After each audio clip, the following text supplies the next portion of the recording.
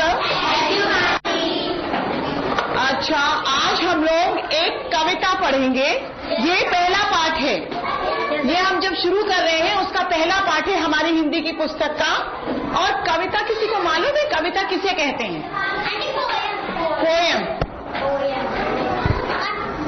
नहीं, कविता का मतलब होता है हाँ, एक ही जैसी, एक सी आवाज वाली, एक सी। जैसे पथ मेरा आलोकित कर दो, तो दूसरा क्या हो सकता है कि नवल रश्मियों से उड़ता तक भर दो। तो एक से तुकांत, एक से तुक वाले, एक से जिसे तुकबंदी नहीं कहते, मिलता जुलती आवाज निकले जिससे, और उसमें अर्थ भी आ जाए, आप जो कहना चाह रहे हो बात का, उसको क्या कहते हैं? कविता कहते हैं। और ये कविता में कोई ना कोई अर्थ जरूर छुपा होता है। बहुत ही बड़ी चीज होती है छोटी सी कुछ पंक्तियों में पूरी बात को कहना। समझ रहे हो? कहानी लिखते हैं तो बहुत 2-4 पन्नों में भरी जाती है, 2-4 पेज होते हैं। और कविता होती है एक पेज में आधे पन्ने पर हो जाती है। पर जो कवि होता है वो अपनी बात पूरी कहता है, उतनी ही कम शब्दों में अपनी बात को बहुत ही संगीतमय रूप में। आप उसको गा भी सकते हो, है ना? आप कहानी को नहीं गा सकते हो, पर आप कविता को गाया भी जा सकता है। इस तरह से कह करके, और वो करके कविता कहलाती है।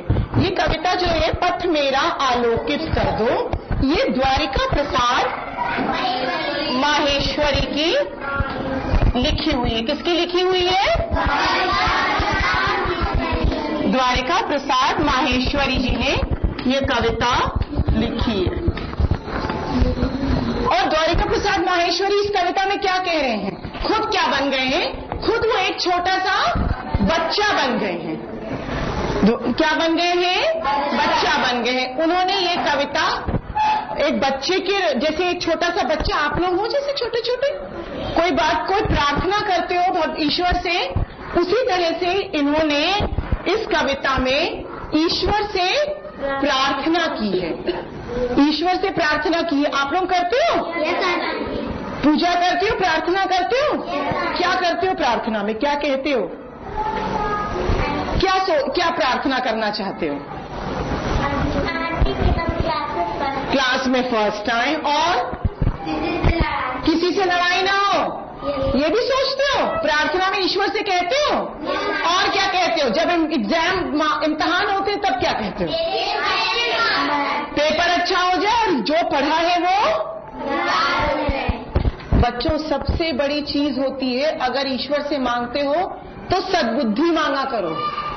सद्बुद्धि मालूम है क्या होता है? अच्छा सोचें। जब सद्बुद्धि होगी, अच्छा सोचोगे, सब परेशानियां, सारी चीजें आपको बुद्धि अच्छी दे। किसी के बारे में गलत ना सोचो, कोई गलत बात किसी के लिए ना मन में आए। ईश्वर आपको वैसे ही अच्छा करेंगे। और अगर अच्छी बातें दूसरे के लिए सोचोगे, दूसरा आपके लिए अच्छा सोचेगा, और आपके सारे काम जो हैं वो बनते चले जाएंगे। पर अगर, और आप खुश भी रहोगे। कभी भी देखना, ईश्वर से हमेशा क्या मांगा करो? सद्बुद्धि। और किसी को मालूम है, आप लोगों को गायत्री मंत्र मालूम है? क्या है बताओ? ओम भूर्भुवः स्वः तत्सवितुर्वरेण्यं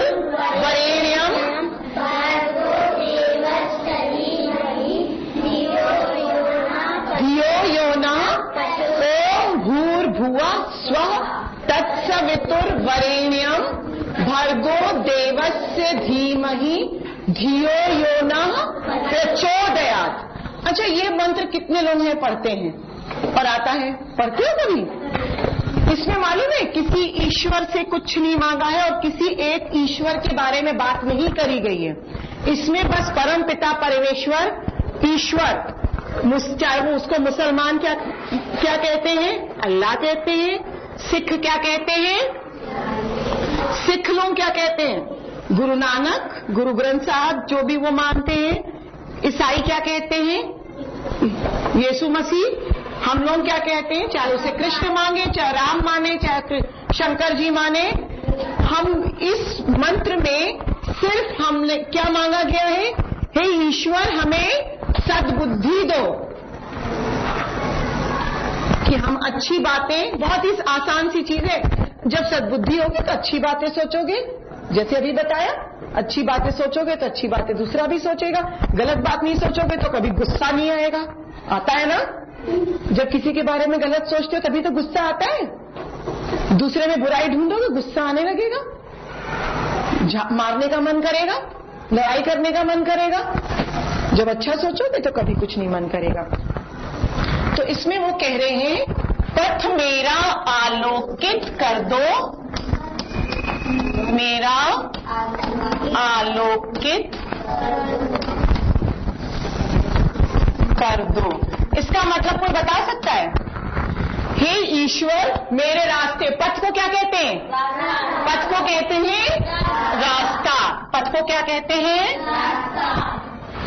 ये क्या कह रहे हैं? द्वारिका प्रसाद माहेश्वरी जो इस कविता के कवि हैं, वो कह रहे हैं कि हे ईश्वर मेरा रास्ता आलोकित, आलोकित से मतलब पता है किसी को? रोशनी, प्रकाश, प्रकाश में। आलोक का क्या मतलब होता है? आलोक का मतलब होता है प्रकाश। आलोकित का क्या मतलब हो गया? प्रकाशित। क्या हो गया? प्रकाशित, रोशनी से भर दो। पथ मेरा आलोकित कर दो, मेरे पथ को, मेरे रास्ते को प्रकाशित कर दो। किससे? उन्होंने फिर देखो क्या, नवल प्रात की, नवल प्रात की नवल रश्मियों,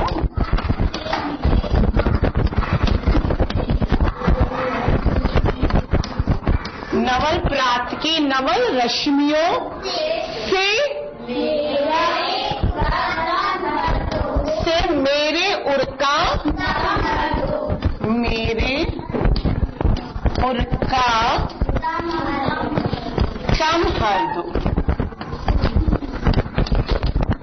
नवल प्रात की, सुबह की, सुबह की किरणें देखी है कभी? जब सूरज निकलता है तब कभी किसने देखा है सूरज का, सुबह का सूरज देखा है? बड़ी की बात नहीं, रोशनी भी तेज होती है, सब कुछ होता है, पर कहते हैं बहुत ही, अगर कभी हमेशा सुबह उठ करके किस तरफ से निकलता है सूरज? पूर्व की तरफ से।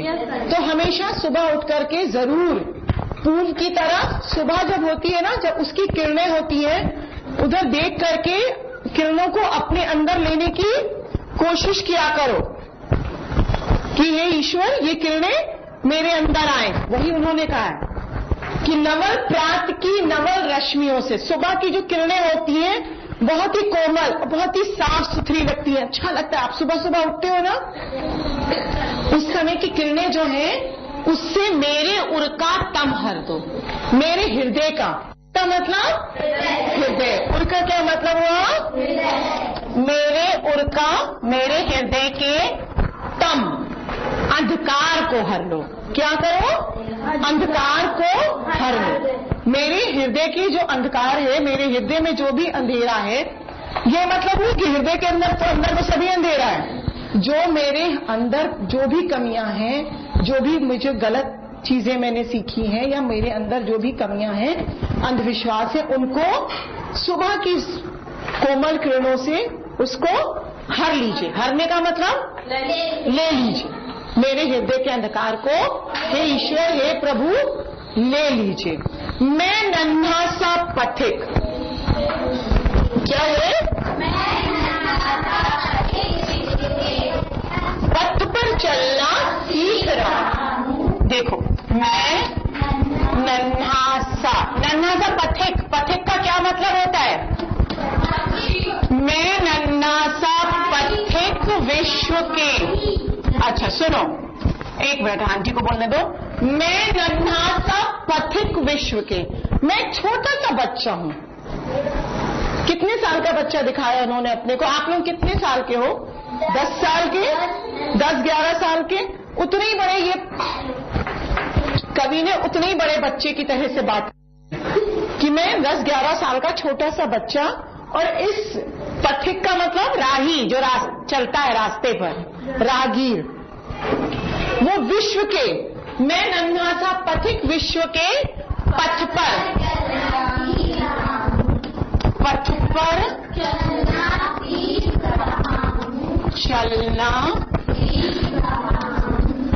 सीख रहा हूँ। मैं छोटा सा राही, छोटा सा पथिक, छोटा सा बच्चा, जो विश्व रूपी, अभी विश्व में, विश्व क्या मतलब संसार में, दुनिया, इसमें बहुत सारी चीजें ना जब ये पता नहीं है ना, छोटे बच्चों को नहीं पता होती है, तो मैं छोटा सा बच्चा हूं जो इस विश्व रूपी रास्तों पर, संसार में, दुनिया में चलना सीख रहा हूं।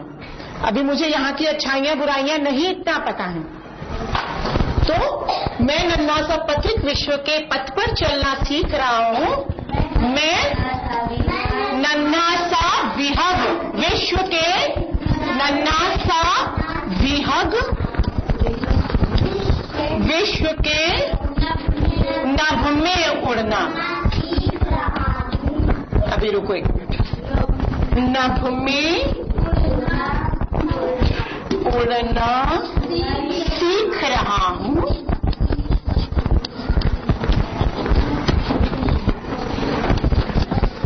देखो, मैं नन्हा सा पथिक विश्व के, ये तो समझ में आ गया, पथ पर चलना सीख रहा हूँ, रास्तों पर चलना सीख रहा हूँ। मैं छोटा सा नन्हा सा बालक अभी इस संसार में आया हूँ, और मुझे अभी यहाँ के पहले क्या होता है, जब छोटे होते हो पहले तो मम्मी की गोद में ही रहते हैं बच्चे, फिर उसके बाद थोड़ा थोड़ा सा स्कूल जाना शुरू करते हैं। जब 4 साल के होते हैं, थोड़ा 2 साल के होते हैं तो आसपास के लोगों को जानते हैं। 4 साल के हुए तो स्कूल जाने लगे तो थोड़े और लोग मिले, और थोड़े से लोग मिले, और फिर जब बड़े आप लोग 7-8-10 साल के हो जाते हैं तो आपके दोस्त भी बढ़ जाते हैं और आप काफी लोगों को जानने लगते हो। पर कई बार होता है कि आप पहले किसी के दोस्त बनते हो और उसको ठीक से नहीं समझ पाते हो, 1 महीने बाद लगता है ये हमने दोस्ती इस बच्चे से, जो फ्रेंड दोस्त से करी तो है, पर ये अच्छी लड़की नहीं है। धीरे धीरे कई बार पता चलता है, होता है ऐसा कि नहीं होता है? होता है ना। जब कुछ गलत चीजें सीखने लगते हो तब ऐसा लगता है कि मैंने गलत आदमी से दोस्ती करी है। तो वही प्रभु से ये कवि प्रार्थना कर रहे हैं कि मैं छोटा सा बच्चा हूं, मुझे अभी इस संसार में के बारे में इतनी चीजें नहीं मालूम है, तो मुझे अभी मैं सब कुछ सीख रहा हूं। और वैसे ही मैं नन्हा सा विहग, कभी छोटे जो चिड़िया के बच्चे होते हैं, विहग का मतलब होता है पक्षी, विहग का क्या मतलब होता है? पक्षी। तो जो कभी आपने ये देखा है, चिड़िया का घोंसला देखा है? घोंसला सबने देखा है। घोंसले में क्या चिड़िया के बच्चे होते हैं, पहले अंडे होते हैं, पहले अंडे होते हैं, फिर उसमें से चूजे, छोटे छोटे बच्चे निकलते हैं। फिर तब तक तो चिड़िया क्या करती है, मम्मी उनको दाना लाके मुंह में खिलाती है कि नहीं खिलाती है। फिर बाद में क्या होता है, बड़े हो जाते, फिर वो थोड़े से बड़े होते हैं और वो पहले तो उसी पेड़ पर पेड़ पे ही, उसी पेड़ की अलग अलग डालियों पे, एक डाली पे तो घोंसला होता है और अलग अलग डालियों पे धीरे धीरे वो उड़ने लगते हैं। फिर थोड़े से और थोड़े से और बड़े होते हैं तो क्या करते हैं, आसपास जाने लगते हैं। फिर जब पूरी तरह से बड़े हो जाते हैं तभी तो वो जाते हैं ऊपर आसमान में। वैसे ही ये छोटा सा बच्चा, ये बच्चा यही कह रहा है कि मैं नन्हा सा विहग, उसी तरह से मैं एक छोटा सा पक्षी भी हूं। जैसे एक पक्षी होता है, कवि क्या कह रहे हैं, जैसे एक छोटा सा पक्षी नहीं होता है कि विश्व के, संसार के में ऊपर जब आसमान में उड़ना सीखता है ना, पहले वो एकदम से नहीं चला जाता है, जैसे ही अंडे में से निकला तो क्या उड़ने चल देता है, धीरे धीरे सीखता है।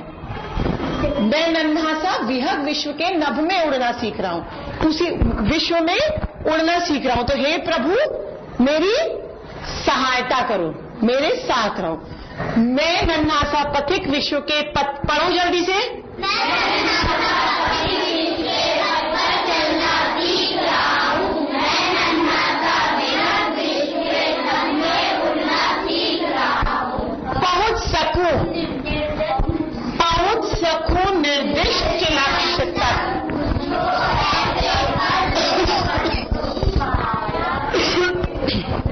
रुको बेटा। पहुंच सकूं निर्दिष्ट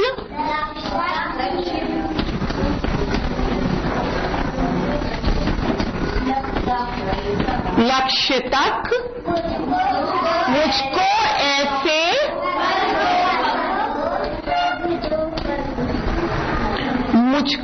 ऐसे पग दो पर दो। हाँ, अब सुनो।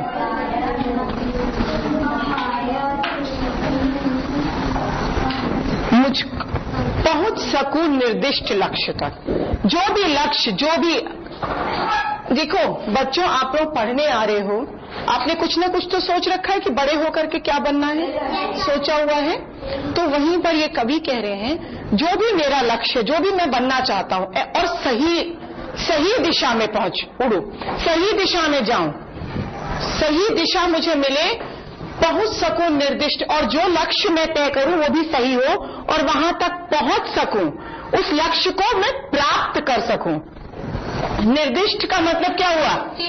निश्चित। जो एक मैंने अपने लिए लक्ष्य निश्चित किया है, जो तय किया है। सबने सोचते हैं ना, कोई डॉक्टर बनेगा, कोई इंजीनियर बनेगा, कोई टीचर बनेगा, सबने सोचा हुआ है।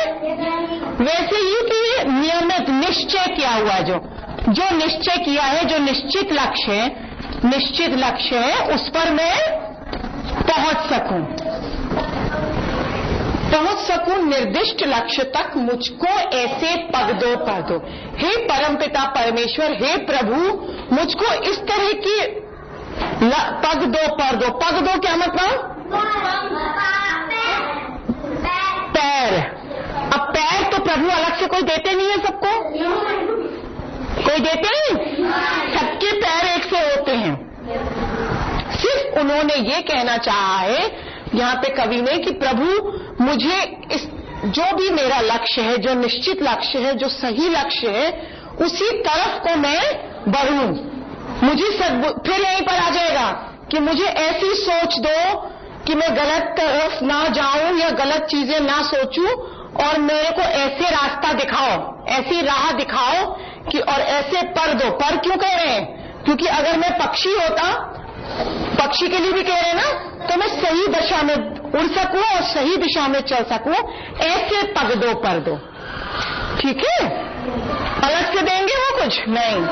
बस सबसे बड़ी बात यहां पर भी वही है कि सही दिशा दिखाओ, सद्बुद्धि दो, सही सोच दो, ये कहना चाह रहे हैं वो।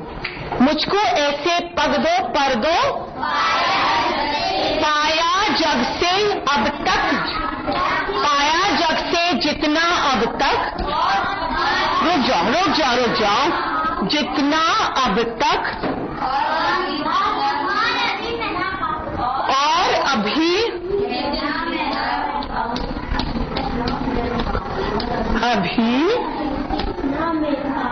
जितना मैं पाऊं,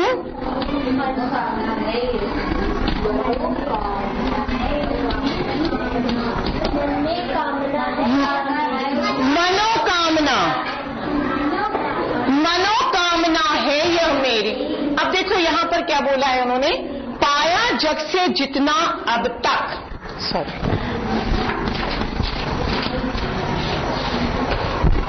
देखो बच्चों, हम भी आपकी तरह एक बार किसी समय में पढ़ते थे। जो डॉक्टर होते हैं, जो इंजीनियर होते हैं, जो भैया रिकॉर्डिंग कर रहे हैं, इन्होंने सबने अपने अपने टाइम में पढ़ा है ना, हम लोगों ने सबने।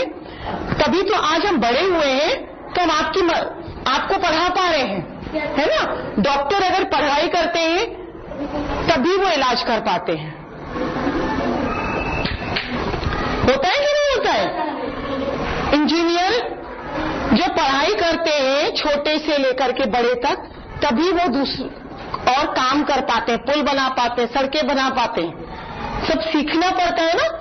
पाया जग से जितना अब तक, पर हमको भी अपना जैसे आप छोटे हो, आप तो आपको दूसरे लोग सिखा रहे हैं, ठीक है। आप दूसरों से प्यार पा रहे हो, स्नेह पा रहे हो। मम्मी पापा प्यार करते हैं, आंटी प्यार करती है, सब लोग प्यार करते हैं, भाई बहन, दादी बाबा, मामा चाचा, सब प्यार करते हैं। तो आपको भी तो मिल रहा है ना सब चीजें मिल रही हैं और अभी जितना मैं पाऊं, कवि कह रहे हैं और अभी मुझे जितना भी मिलने वाला हो, जितना भी मुझे मिले, जितना भी मुझे अब तक मिला है और जितना मिलेगा और अभी जितना मैं पाऊं, मनोकामना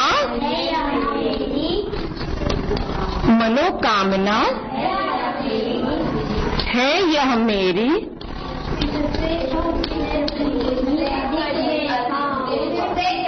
उससे कहीं अधिक दे जाऊं। मनोकामना है यह मेरी, उससे कहीं अधिक दे जाऊं।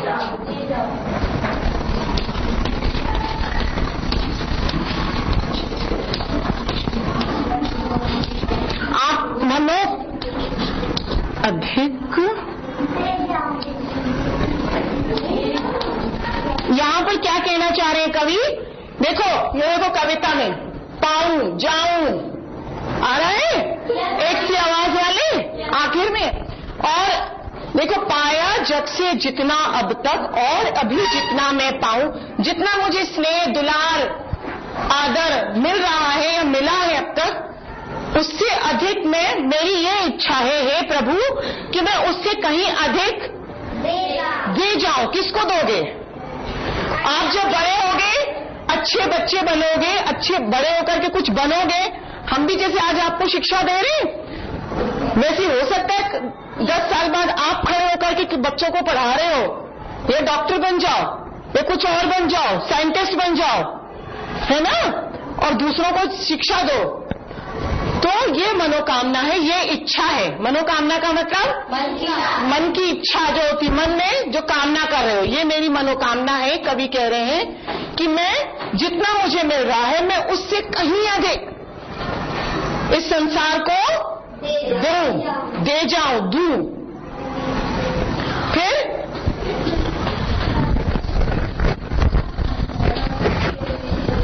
धरती को ही स्वर्ग बनाने, धरती को ही स्वर्ग बनाने, धरती को ही स्वर्ग बनाने का मुझको मंगल में मैं वर दूं।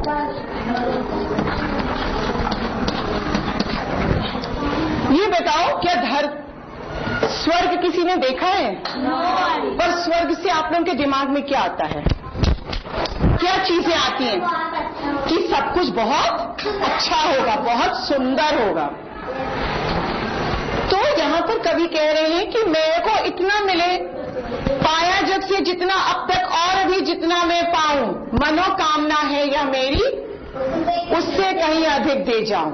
जितना अब तक मुझे मिल रहा है और जितना मिलेगा, मेरी ये इच्छा है कि मैं उससे कहीं अधिक इस संसार को दे जाऊं। और धरती को ही स्वर्ग बनाने, धरती को ही स्वर्ग जैसा सुंदर। सुंदर कैसे हो जाएगा? जब इसमें अच्छे लोग रहेंगे, अच्छी बातें करेंगे, इधर उधर कूड़ा नहीं फेंकेंगे, थूकेंगे नहीं, गंदा नहीं करेंगे हमारी धरती को, तभी तो अच्छी बनेगी। अच्छी काम करोगे, मुस्कुराते रहोगे, खुश रहोगे, प्यार से रहोगे, तो क्या हो जाएगी? ये धरती स्वर्ग जैसी बन जाएगी। तो कवि यही कहना चाह रहे हैं कि धरती को ही स्वर्ग बनाने का, धरती को ही स्वर्ग जैसा बनाने का मुझको मंगलमय वर दो। मुझको ऐसा वरदान दो कि मैं धरती को ही स्वर्ग जैसा सुंदर बना दूं। समझ में आया? समझ में आई? अब एक चीज आप लोग करके लाओगे, एक हम होमवर्क दे रहे हैं। होमवर्क में ये है, गृह कार्य आपका, कि एक आप ईश्वर से अगर प्रार्थना करोगे तो क्या मांगोगे? नहीं, हमें नहीं मालूम। 4 लाइनें छोटी कविता के रूप में लिख के लाओ, देखते हैं क्या लिखते हैं, है ना? चलो अच्छा, अभी रुको।